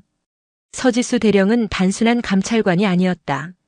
그녀는 명백히 박선우 일병 사건을 목표로 이곳에 왔다. 어떻게 알았는지는 중요하지 않았다. 중요한 것은 그녀가 어디까지 알고 있으며 무엇을 가지고 있느냐는 것이었다. 기록을 먼저 확인해야 한다. 사고 당시 보고서는 그와 당시 중대장 그리고 헌병대 수사관 몇몇이 합심하여 완벽하게 조작했다. 훈련 중 개인 부주의로 인한 총기 오발 사고. 그것이 공식적인 결론이었다. 하지만 그 이면에는 황철규 자신의 치명적인 과실이 숨겨져 있었다. 그는 떨리는 손으로 전화기를 들었다. 수화기 너머로 연결된 곳은 해병 대사령부가 위치한 화성 발알리의 기록정보단이었다. 그는 그곳에 근무하는 해사 동기에게 전화를 걸었다. 나다 황철규. 바쁜가? 철규야. 웬일이냐? 포항은 괜찮고? 다름이 아니라 부탁 좀 하자. 아주 오래전 기록인데 20년 전 2004년도 백령도 유교단에서 있었던 단순 사고 기록 하나만 찾아봐줘. 사망자는 박선우 일병. 아마 개인 과실에 의한 오발 사고로 종결됐을 거다. 그 서류철 누가 열람하기 전에 자네 선에서 좀 챙겨놔줘. 내일 내가 직접 올라가겠다. 이건 내 군 생활이 걸린 문제다. 전화를 끊은 황중령은 잠시 눈을 감았다. 기록을 먼저 확보하고 위험한 부분이 있다면 서지수가 보기 전에 처리해야 한다. 그것만이 유일한 길이었다. 그 시각 서지수 대령의 임시 지휘통제실. 그녀는 어제 생활관에서 만났던 강민준 이병과 마주 앉아 있었다. 딱딱한 책상을 사이에 두는 대신 소파에 나란히 앉아 따뜻한 차를 건넸다. 긴장 풀게 강이병. 어제는 여러 사람이 보는 앞에서 많이 힘들었을 테지. 여기서 나눈 이야기는 절대 비밀을 보장하지. 나는 자네 같은 젊은 해병들의 진짜 이야기를 듣고 싶어서 왔다. 서 대령의 부드럽고 차분한 태도에 강이병의 경계심이 조금씩 허물어졌다. 그는 어렵게 입을 열어 부대 내의 부조리와 선임들의 괴롭힘, 그리고 간부들의 무관심에 대해 털어놓았다. 한참을 듣던 서 대령이 조심스럽게 물었다. 혹시 우리 대대장님에 대해 떠도는 소문 같은 건 없나? 워낙 유명한 분이시니 병사들 사이에서도 여러 이야기가 오갈 것 같은데. 강이병은 잠시 머뭇거렸다. 그게 그냥 저희끼리 하는 뜬 소문이라. 괜찮으니 말해보게. 저희 부대에 대대로 내려오는 이야기가 있습니다. 대대장님께서 아주 젊은 장교 시절에 백령도에서 근무하셨는데 그때 훈련 중에 병사 한 명이 죽는 큰 사고가 있었다고 들었습니다. 그런데 그 사고를 대대장님께서 아주 깔끔하게 처리해서 오히려 능력을 인정받았다는 그런 전설 같은 이야기입니다. 그래서 다들 대대장님은 절대 건드리면 안 된다고. 서지수의 눈빛이 차갑게 빛났다. 깔끔하게 처리해서 능력을 인정받았다. 진실이 얼마나 끔찍하게 왜곡될 수 있는지를 보여주는 대목이었다. 강이병을 돌려보낸 뒤 그녀는 자신의 개인 파일을 다시 펼쳤다. 파일 속에는 빛바랜 편지 한 통이 들어있었다. 20년 전 그날의 기억. 입대를 하루 앞둔 2004년의 늦겨울. ROTC 후보생 서지수는 단복을 입은 채 단짝 친구인 박선우와 마주 앉아 있었다. 유난히 겁이 많았지만 누구보다 정의감이 강했던 선우는 해병대에 자원 입대하기로 결심한 터였다. 지수야, 나 없다고 너무 공부만 하지 말고. 멋진 해병이 돼서 돌아올게. 너도 꼭 훌륭한 장교가 되어야 한다. 선우는 애써 밝게 웃으며 편지 한 통을 내밀었다. 이건 그냥 부적 같은 거야. 혹시라도 내가 편지를 너무 오랫동안 안 하거나 뭔가 좀 이상한 느낌이 들면 그때 열어봐. 알았지? 그것이 마지막 모습이 될 줄이야. 2달 뒤 서지수는 선우가 훈련 중 사고로 사망했다는 청천벽력 같은 소식을 들었다. 군에서는 개인 부주의에 의한 총기 오발이라고 했다. 믿을 수 없었다. 선우는 그 누구보다 신중한 아이였다. 장례식을 다녀온 뒤 그녀는 떨리는 손으로 그가 남긴 편지를 열었다. 편지에는 훈련소 생활에 대한 짤막한 소회와 함께 이런 구절이 있었다. 여기 새로운 소대장님이 계셔. 황철규 소위님인데 해사 출신이라 그런지 정말 대단한 분 같아. 그런데 가끔은 좀 무서울 때가 있어. 훈련 때마다 실전은 이것보다 더하다면서 우리를 극한으로 몰아붙이시거든. 진짜 훈련에는 진짜 위험이 따른다는 말을 입에 달고 사시는데 어제는 공포탄 훈련 중에 우리 바로 옆으로 실탄을 쏘기도 하셨어. 장난이었겠지만 다들 얼어붙었지. 가끔은 너무 아슬아슬하다는 생각이 들어. 그 편지는 서지수의 마음에 지울 수 없는 의심의 씨앗을 심었다. 사고가 아니라 예고된 인재일 수 있다는 것. 그녀는 장교로 임관한 이후 지난 20년간 그의 죽음에 얽힌 진실을 비밀리에 추적해왔다. 그리고 마침내 감찰실장이라는 칼자루를 쥐게 된 지금 20년 묵은 진실의 문을 열기 위해 이곳 포항까지 온 것이었다. 다시 현재. 다음 날 새벽 황철규 중령은 자신의 차를 몰아 경기도 화성으로 향했다. 동기가 있는 기록정보단에 도착했을 때 동기의 얼굴은 사색이 되어 있었다. 철규야, 큰일 났다. 무슨 일이야? 서류는 잘 챙겨뒀나? 미안하다. 어제 내 전화 받고 서류를 찾으러 서고에 들어갔는데 이미 관련 기록이 통째로 사라지고 없었다. 뭐라고? 그게 무슨 소리야? 어제 오전에 사령부 감찰실에서 직접 공문이 내려왔다고 한다. 2000년대 초반에 있었던 모든 훈련 관련 사고 기록 일체를 감찰실로 이관하라는 명령이었어. 자네가 전화했을 땐 이미 서류들이 모두 감찰실장 방으로 넘어간 뒤였다. 나도 방금 알았다. 황철규는 허탈하게 주저앉았다. 모든 것이 서지수의 계획이었던 것이다. 포항의 73대대를 정밀 진단한다며 자신의 발을 묶어놓고 그 사이 본진인 사령부에서 모든 증거를 합법적으로 확보한 것이다. 자신이 그녀의 손바닥 위에서 놀아났다는 사실에 피가 거꾸로 솟았다. 그는 차라리 분노가 치밀었다. 그래, 서지수. 내가 뭘 찾아냈든 그건 20년 전 종이 쪼가리일 뿐이야. 증거도 증인도 없어. 어디 한번 해봐라.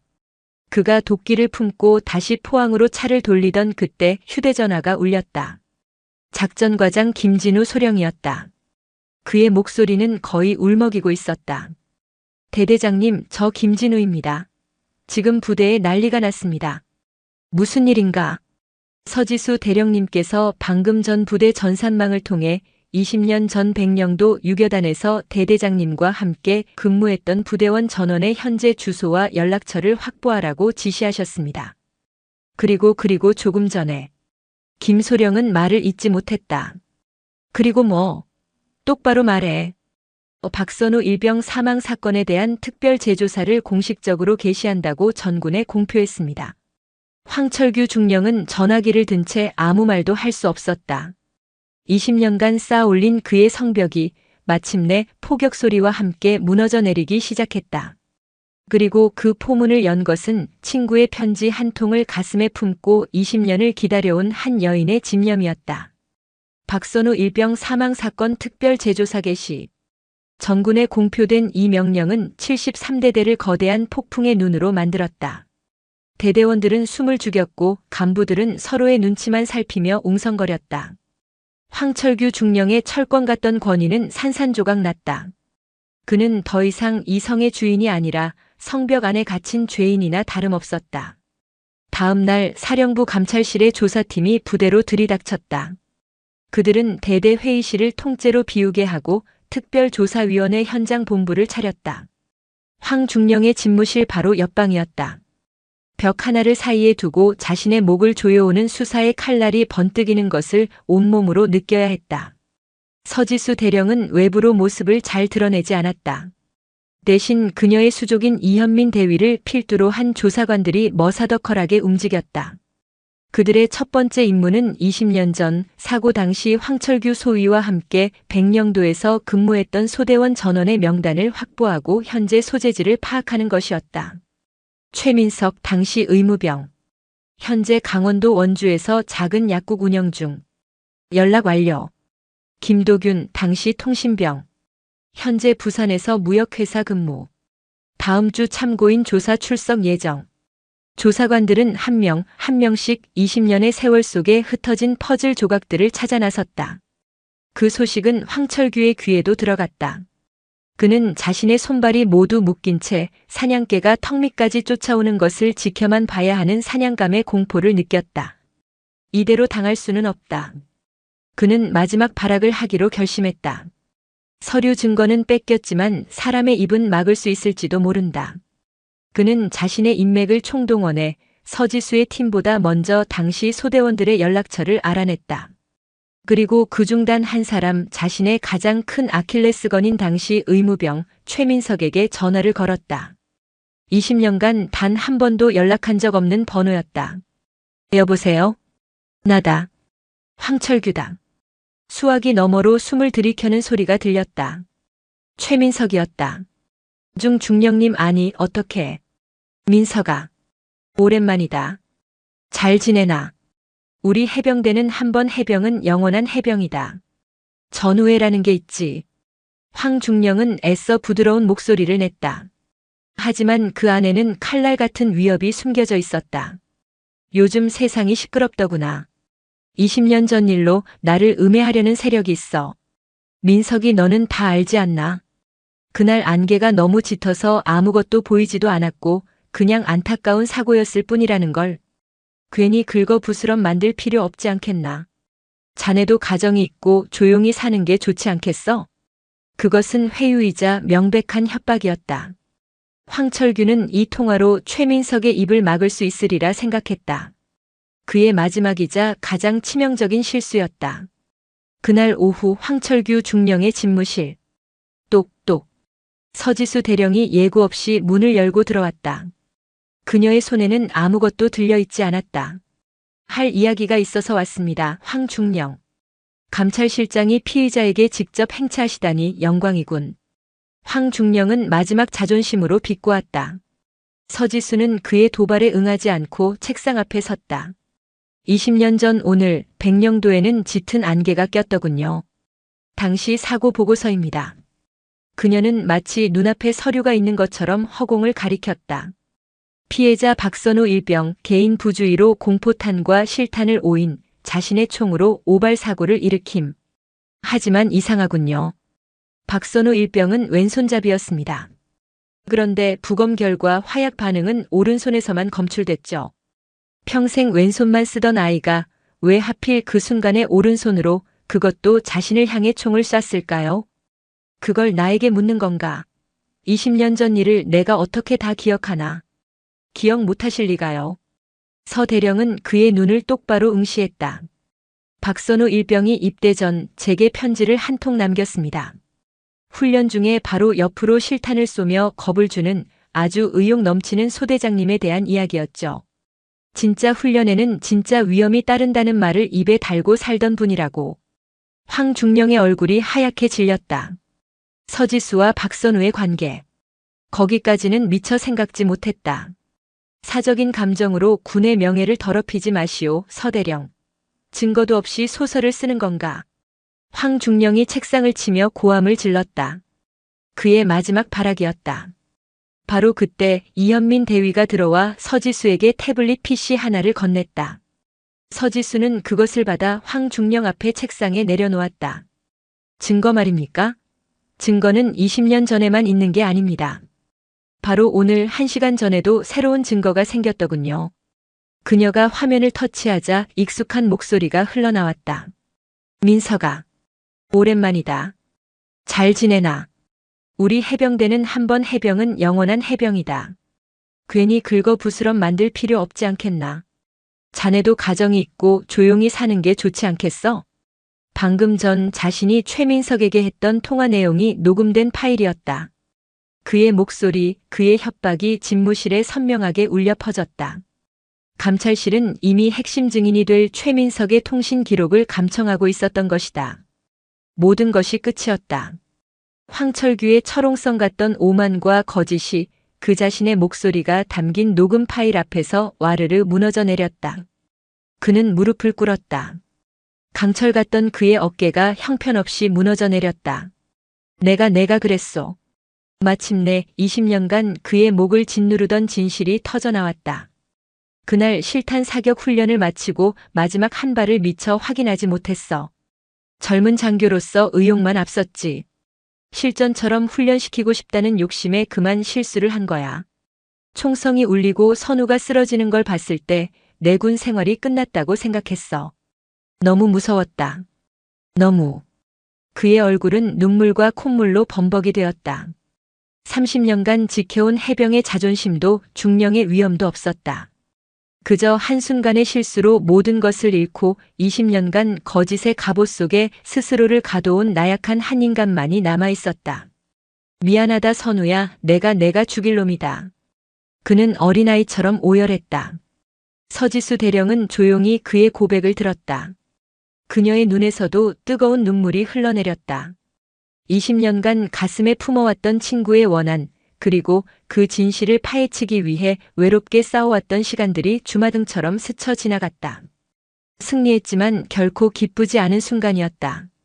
얼마나 지났을까? 황철규의 울음이 잦아들었을 때 서대령은 수화기를 들어 어딘가로 전화를 걸었다. 헌병대인가? 해병대사령부 감찰실장이다. 73대대로 즉시 출동 바란다. 업무상 과실치사 및 증거인멸, 직권남용, 그리고 증인 협박 혐의로 황철규 중령을 긴급 체포한다. 잠시 후 대대본청 앞에 헌병대 차량이 멈춰섰다. 특별조사위원회 소집으로 모여있던 모든 간부와 병사들이 지켜보는 가운데 2명의 헌병이 집무실에서 나와 황철규의 양팔을 붙들었다. 그는 더 이상 저항하지 않았다. 모든 것을 포기한 사람처럼 텅 빈 눈으로 허공을 응시할 뿐이었다.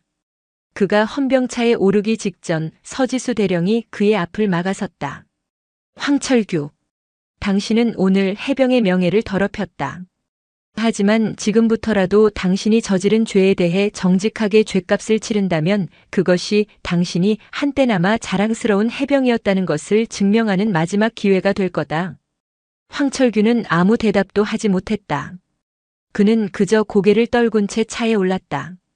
차문이 닫히고 그의 30년 군 생활도 그렇게 막을 내렸다. 서지수 대령은 멀어지는 헌병차를 끝까지 지켜보았다. 차가 시야에서 완전히 사라지자 그녀는 비로소 하늘을 향해 길고 무거운 숨을 내쉬었다.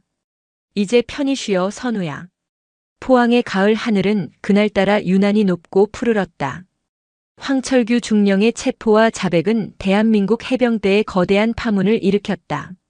한때 강철이라 불렸던 지휘관의 몰락은 군 전체의 진실의 무게와 리더의 책임에 대한 뼈아픈 질문을 던졌다. 군사재판은 신속하게 진행되었다. 황철규는 모든 혐의를 인정했다. 그는 20년 전 그날의 과실과 은폐, 그리고 재조사가 시작되자 증인을 협박하려 했던 자신의 비겁함까지 남김없이 고백했다. 그의 변호사는 정상 참작을 호소했지만 그는 재판 내내 고개를 숙인 채 어떤 변명도 하지 않았다. 군사법원은 그에게 업무상 과실치사, 증거인멸 교사, 직권남용, 증인 협박 혐의 등을 모두 유죄로 인정하여 징역 3년을 선고했다. 불명예 전역과 함께 군인 연금 또한 모두 박탈되었다. 그의 30년 군 생활은 가장 치욕적인 방식으로 끝을 맺었다. 수감되기 며칠 전 황철규는 교도관에게 떨리는 목소리로 한 가지 부탁을 했다. 박선우 일병의 부모님을 만나게 해달라는 것이었다. 며칠 후 그는 한적한 면회실에서 허리가 굽고 백발이 성성한 노파와 마주 앉았다. 박선우 일병의 어머니였다. 아들의 죽음 이후 충격으로 쓰러진 남편을 먼저 떠나보내고 20년간 홀로 아들의 억울함을 가슴에 묻고 살아온 분이었다.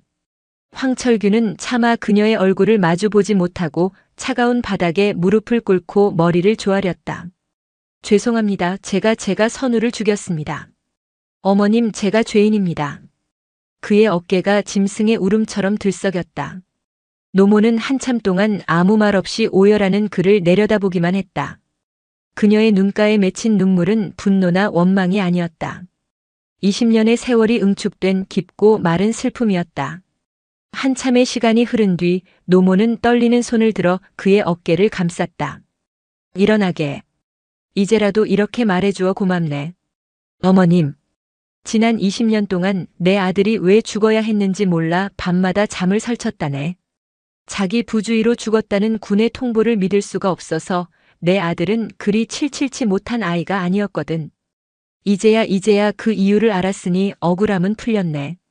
그녀는 주름진 손으로 황철규의 눈물을 닦아주었다. 자네도 지난 20년 동안 지옥 속에서 살았겠지.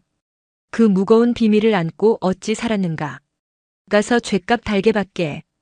그리고 죗값을 다 치르고 나면 우리 선우 잊지 말고 살아주게. 그것이 자네가 내 아들에게 해줄 수 있는 유일한 속죄일 테니. 황철규는 노모의 손을 붙잡고 통곡했다. 그것은 한 인간으로서 행하는 너무나 늦어버린 진정한 사죄였다. 그로부터 한 달 뒤 해병대 73대대. 서지수 대령은 감찰실장으로서 사건에 대한 최종 보고서를 마무리하고 다시 포항을 찾았다.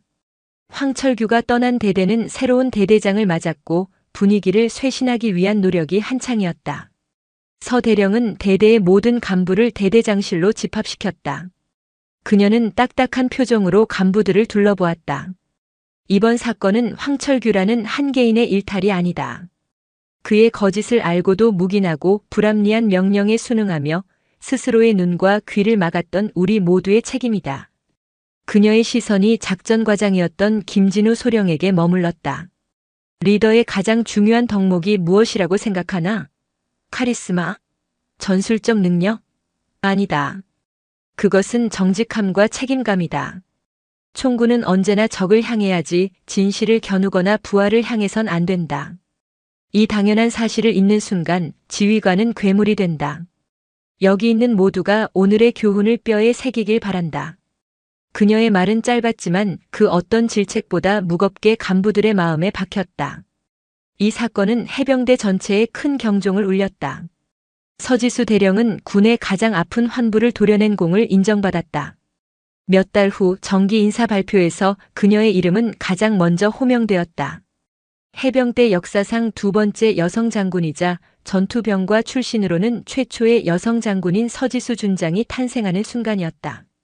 그녀는 해병대 교육훈련단 부단장으로 자리를 옮겨 미래의 해병들을 올바른 정신을 가진 전사로 키워내는 중책을 맡게 되었다.